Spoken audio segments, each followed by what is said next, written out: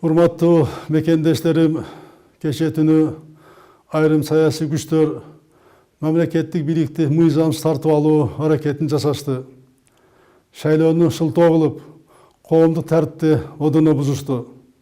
Шаар тургундарынын тынч жашоосуна бүлүк салышты. Тартип сакчыларына баш ийбей, медиктери сабап, имараттарды талкалашты.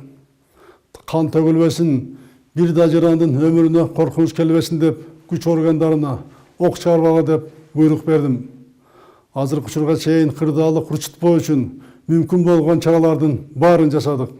Мамлекеттин тынчтыгы, коомдун стабилдүүлүгү ар кандай депутаттык мандаттан бийик. Мен Борбордук шайлоо комиссиясына мыйзам бузууларды телегизилдеп, зарыл болсо шайлоонун жыйынтыгын жокко чыгарууну сунуш кылдым. Саясий партиялардын лидерлерине өз тарапкерлерин тынчытып, чогулган жерлерден чыгарып кетүүсүн сунуштайм. Бардык мекендештеримден тынчтыкты сактап, чагымчыл күчтөргө алданбай, мыйзамсыз кадамдарга барбоону суранам. Өлкөбүздүн тынчтыгы, коомубуздун коопсуздугу баарынан кымбат.